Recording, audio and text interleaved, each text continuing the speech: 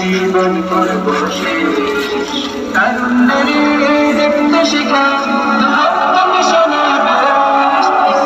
17 বছরে আমার অনেক মায়ের বুককে খালি করেছে। আজকের এই সমাজ থেকে, এই সমাবেশ থেকে বলতে চাই, যারা আমার ভাইয়ের বুককে খালি করেছে, টান্ডাবাজি চাঁদাবাজি করেছে, তাদেরকে বাংলার জমিনে নিষিদ্ধ করা হোক। আমি সাথী বন্ধুগণ, অতএব আজকের এই ইসলামী ছাত্র আন্দোলন বাংলাদেশ একটি আদর্শিক সংগঠন।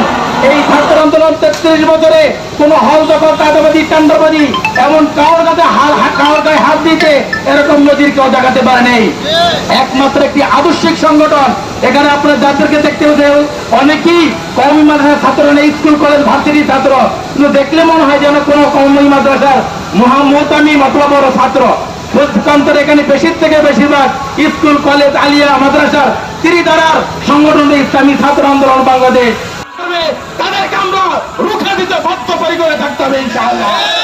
আজকে ভারত আজকে আমাদের সাথে যে আচরণ করতেছে, আমরা ভারতকে সেদিন বলেছিলাম, আজকে স্পষ্ট বলে দিতে চাই, বাংলার 18 কোটি মুসলমান ঐক্যবদ্ধভাবে এই ভারতকে দাঁত ভাঙা জবাব দেবে ইনশাআল্লাহ।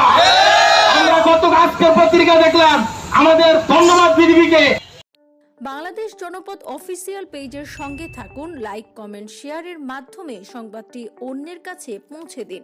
কমেন্টের মাধ্যমে জানিয়ে দিন আপনাদের মতামত। ধন্যবাদ বাংলাদেশ জনপদ অফিসিয়াল পেজের সাথে থাকার জন্য।